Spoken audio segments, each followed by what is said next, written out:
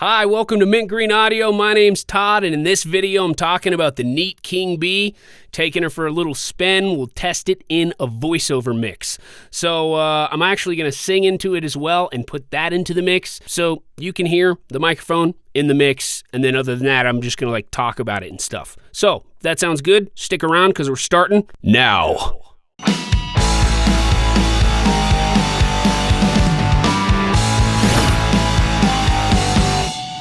My experience with this mic, I've used it about, a little over a week or two for all my voiceover projects when I first got it. I'm not currently using it for voiceover. I'm using the SE Electronics X1S, which I like. This guy right now, it's funny. Let's talk about this for a second because it's pretty unoriginal to create content right now about this microphone because there's already 1,000 videos about it. But I just wanted to talk about it a little bit. I have it, so I figured, why not put it on here? So you start out a few years back when this microphone came out, 300, maybe 300 plus price tag. And then you go back like a few months ago, maybe 6 months ago. I don't know the timeline on these prices. But then you say, I think it was like a $99 mic or something, which people were just like, whoa, it's supposed to be 300. Give it to me. I need it. This is the most amazing value mic ever, which was cool. And then it went up to like 130. That's where I snagged it. And now you can't find it. It's nowhere to be found. Hopefully, if you in the future, if you're watching this video, you're realizing that, hey, they made some more mics and now you can buy it. But I just found it very interesting when I was watching Podcastage's video of the Neat Worker Bee. And he was saying, yeah, Neat King Bee, if you can find it. And I was like, what? You just go on the internet and you're good. You just get it from the internet. But I found that, oh, it's gone because they sold out. And I looked on their Twitter and they're like, yeah, we sold out. People love it. So anyway, that's cool. Let's talk a little bit more about the mic before I put it in the voiceover mix and I put it in the song mix. That's what makes my videos unique is you're not hearing them in the voiceover mix quite as often. So if you want to skip forward to that, I've got timestamps. If not, let's hang out. This, as far as switches go, this thing's just bare. What you get when you turn the microphone on is what you get.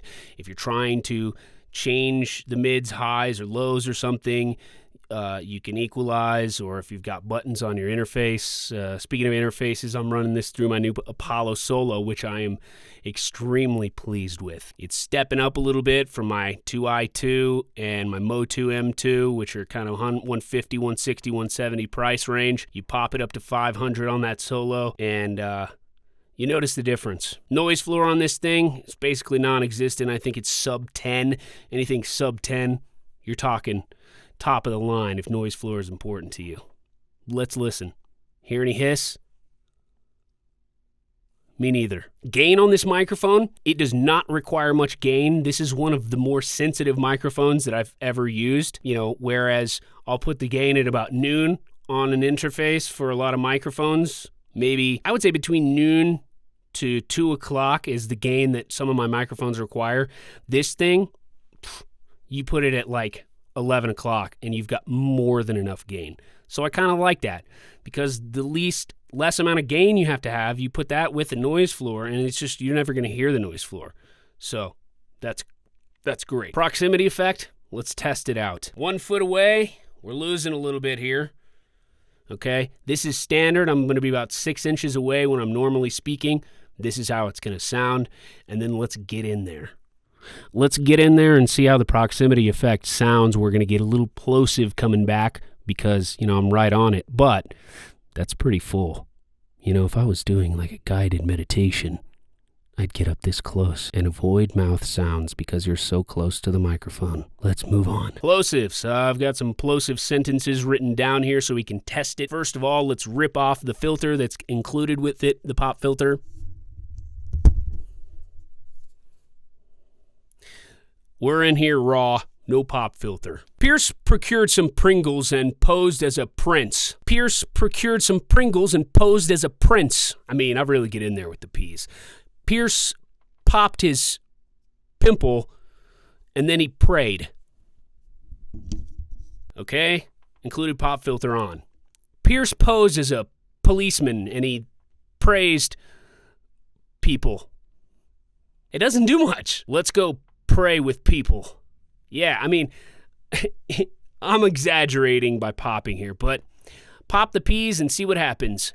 Pop the peas and see what happens. Pop the peas and see what happens. Let's listen to see how it changes, because sometimes when you put the filter on, if you put like a foam filter on, it's going to diminish the more high end of the microphone. So listen to the highs right now. Listen how the crisp and clarity comes through. Now, does it increase when I take this off? Is it more clarity? Is there more clarity now that I take this off? Now let's hear the clarity once it's on there. So what I do, I'm a big offender for popping peas. So I like this mesh metal filter because it's not going to diminish that clarity of the microphone. So I even just add this on. Please pray for Peter. He's got a lot of ponies that like to pee a lot. So that really kind of kills it. So if you've got the extra $20, $30, $40 for a quality pop filter, I'd add that on if you have problems with plosives. Do you have problems with plosives? See, it's not too bad sometimes. I don't know. Let's check the sibilance. Sally sold snakes to Snyder. Snyder resold the snakes to Simon, who was still psyched even though they were secondhand snakes. I've heard much worse on the sibilance. Why don't you tell me down in the comments your overall thoughts on this microphone and what mic you'd compare it to? Let's compare it to a couple other microphones.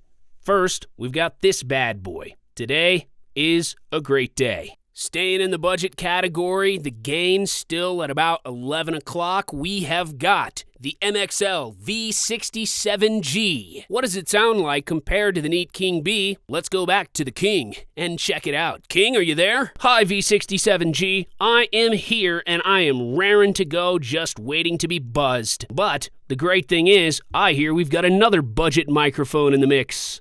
Well, not in the mix, but it's here. And it's ready to be spoken into. Hey, my name's AKG P120. I'm a solid microphone that costs less than $100. Which of these three do you like the best? Let me know down in the comments. Sorry, I'm asking for too much engagement. I'm just alone in my house and I need someone to talk to.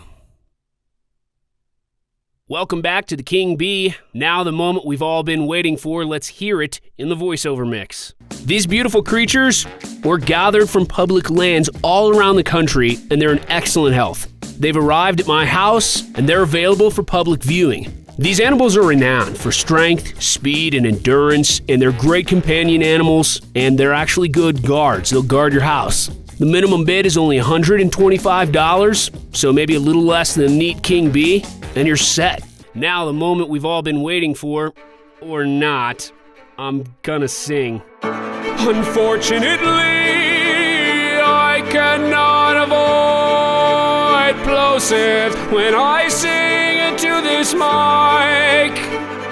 It doesn't work, but it also sounds real nice. It's the neat King B in the mix. Neat King B in the mix. Thank you so much for watching. I really appreciate it. If you were entertained or thought this was useful, give this video a thumbs up so I can be encouraged to make more videos kinda like it. This has been a demonstration on Mint Green Audio about the neat King B condenser microphone. My name's Todd. We'll hang out again sometime. If you subscribe, that'd be awesome. Bye.